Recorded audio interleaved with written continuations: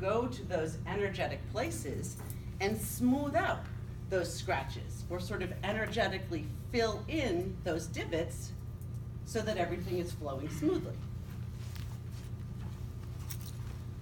So this is a little more specific to the Q'ero, and they're really based on the history of the Incas. The Q'ero were part of the Inca nation, and then when the Spanish came to Peru, they fled up to the mountains and they hid.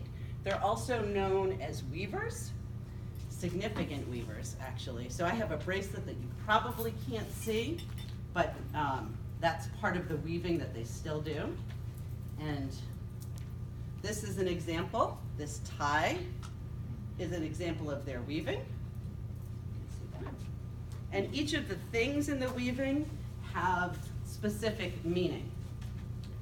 And I will, keeping an eye on this so I do have time to tell you about it. But this is my sort of mesa, which you could also think of as a sacred medicine bundle. It's got some lavender seeds in it, so I'm not gonna dump those on the floor. But you can see this is also a weaving from the Q'ero. And these weavings here are indicative of the sun. And then there's also Puma eyes, which is one of the 4 directions.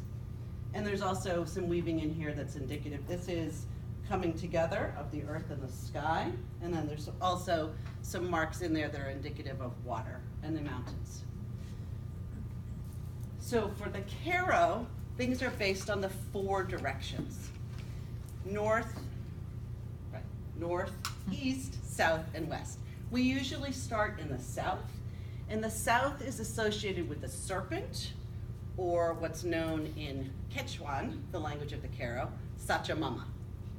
And if you think about it, a snake or a serpent goes along belly to belly with the earth. And so the level of the serpent is really the level of your physical body. And if you think about, so imagine that I'm a serpent going along like this. How high do I see what's in my world?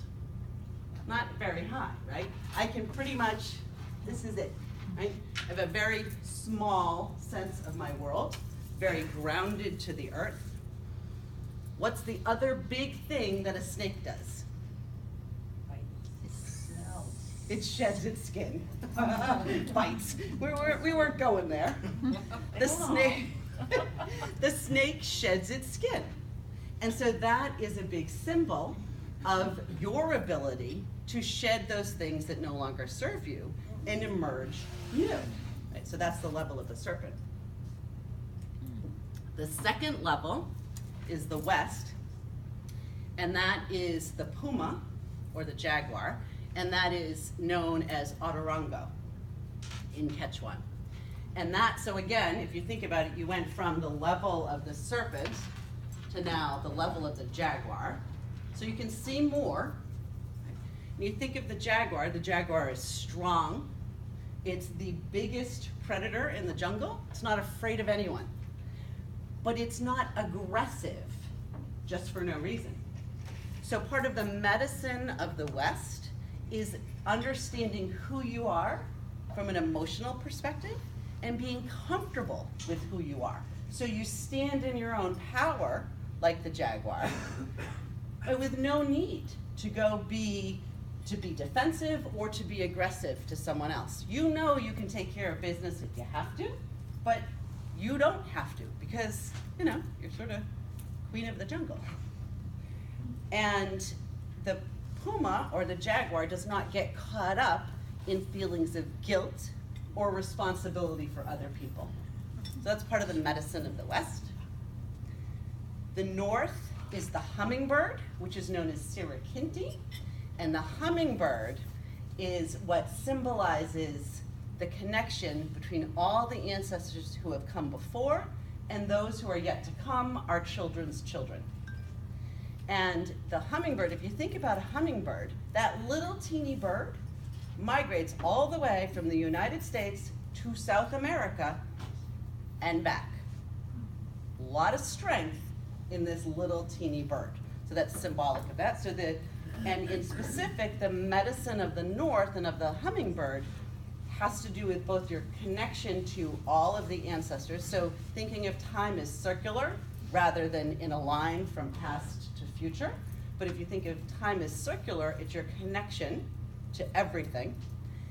And the hummingbird also has a really important lesson for us.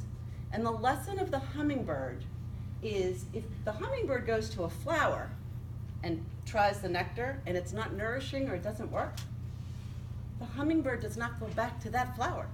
It goes to a different one. The hummingbird learns what serves the hummingbird and doesn't go back to what does not serve the hummingbird. It's a pretty important life lesson, right? So passing by those things that no longer serve us and drinking deeply the sweet nectar of each passing moment. That's part of an opening of sacred space. The east, the fourth direction, is symbolized by the condor, or the eagle. And in Quechuan, that's the apuchin. And if you think about the eagle, a couple things. Eagle flies up to the top of the mountain and can see vistas that you cannot yet imagine from where you are. So the serpent is the level of the physical, the jaguar or the puma is the level of the emotional, the hummingbird is the level of spirit, the eagle is the level of energy. So it's the things that have not yet even come into being or that you cannot imagine. Seeing from the highest mountain, it's also the east, so it's associated with the place of our beginnings, the rising sun. And here's a cool fact that I didn't know until I began studying this. So here I am, I'm an eagle, and I'm perched up on a mountain, and I want to fly. I don't have to flap my wings like a maniac to fly. All I do is bloop, tip forward, catch the air, and fly. The eagle at the level of energy does not put a whole lot of energy into being. The eagle is, and the eagle soars and allows that to happen without feeling like they have to get really frenetic in making things happen. There's that comfort of knowing I'm just at that place where I can move forward. There are two other concepts that are enormously important as you think about opening sacred space, which is the area that you work in. So one is the earth, and that's known as Pachamama. And the earth is seen as the feminine and taking into herself everything that no longer serves us and mulching it so it can come again. So I think of that as literally, but of course I can't think of the word now. Compost, yes. I think of it as soul compost. So what happens is you take that energy out and you give it back to the earth, and Pachamama moves it around because it's energy that didn't serve you anymore, but you give it to Pachamama. Pachamama works with that energy and releases it to the benefit of the universe. That's the composting idea.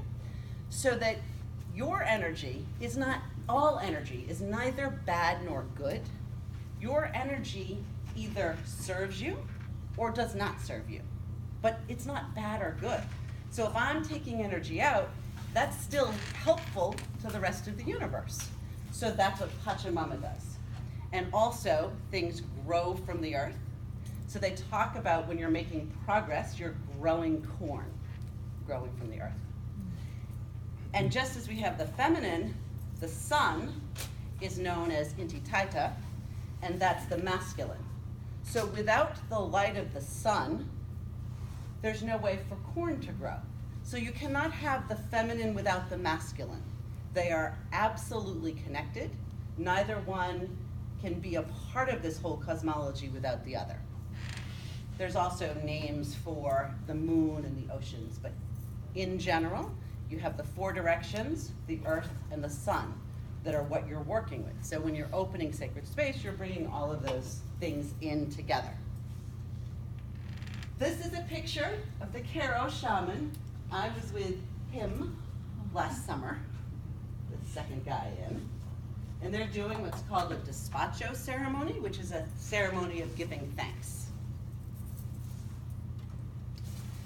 So, this bundle, it's called the Mesa, and it's, as I said, sort of the healing bundle, and in it, what you have is, I don't know that you can see this, but there's 13 stones, and a couple extra things that I have in here. I'll show you these.